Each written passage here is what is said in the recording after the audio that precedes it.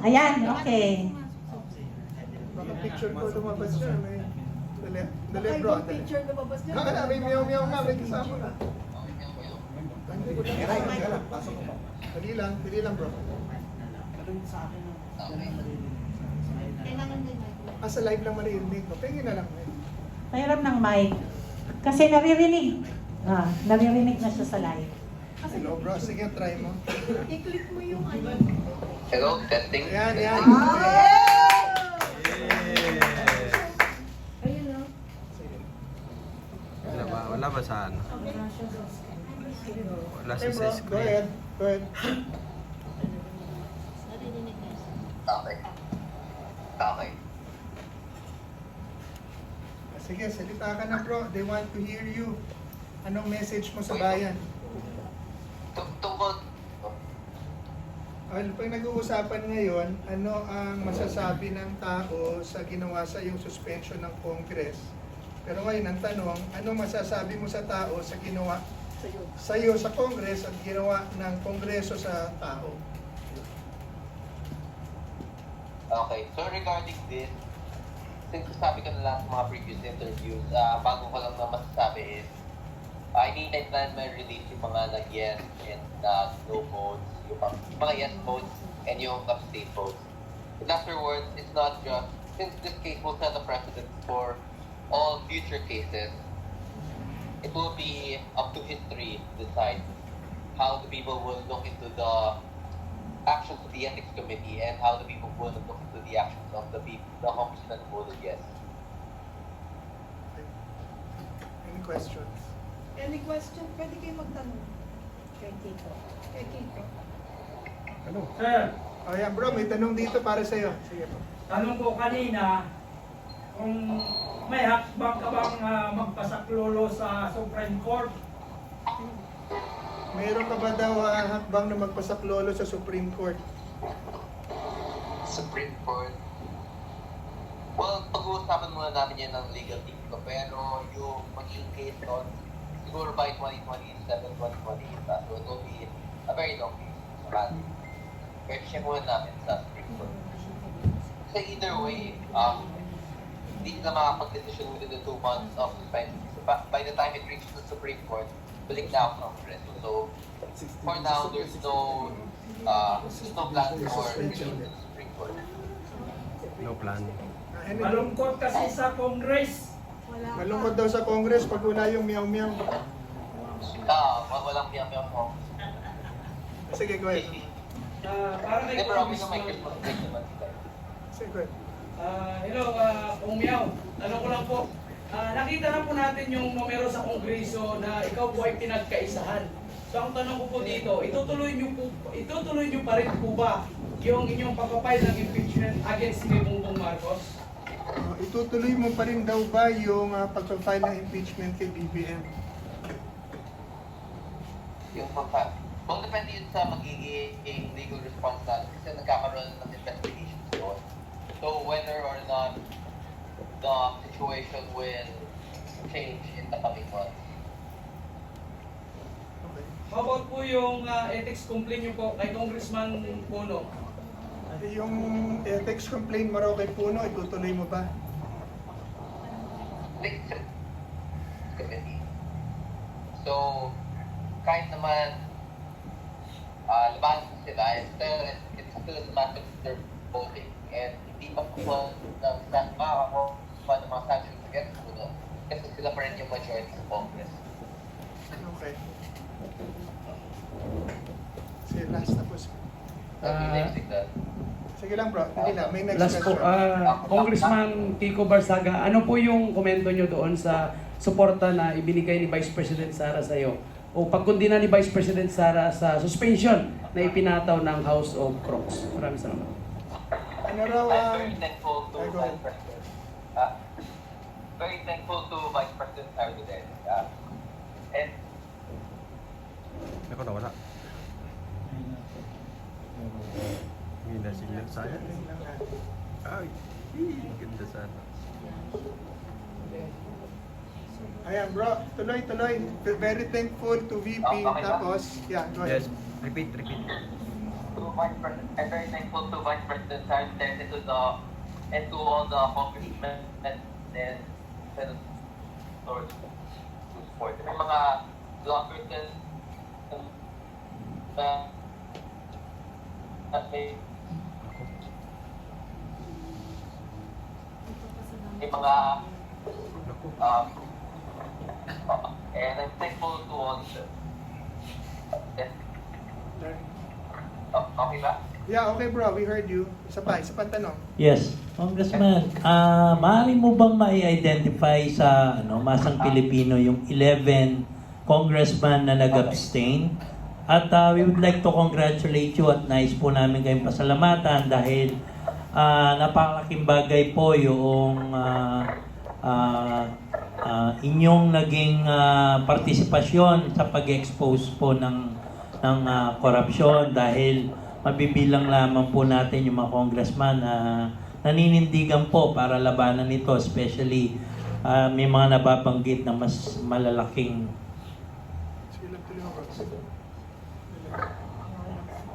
mas malalaking tao na involved po dito. So, again, maraming salamat po sa inyo at nasa mayorya po yung suportang nakuha po ninyo in spite of dyan sa harassment na nangyari po sa inyo. Narinig mo bro?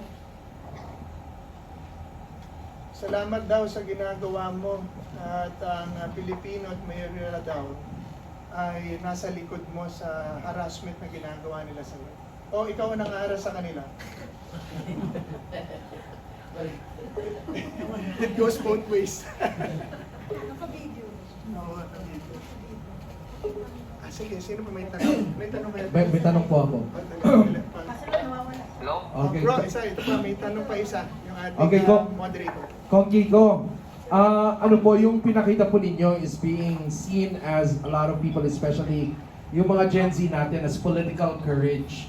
So para po ma-encourage din natin yung mga Gen Z na makialam sa politika natin at sa bansa natin, ano po para sa inyo yung marirecommend ninyo na expressions of political courage also between now and 2028? Ano daw ang masasabi mo sa Gen Z to encourage them to do what you're doing from now till 2028?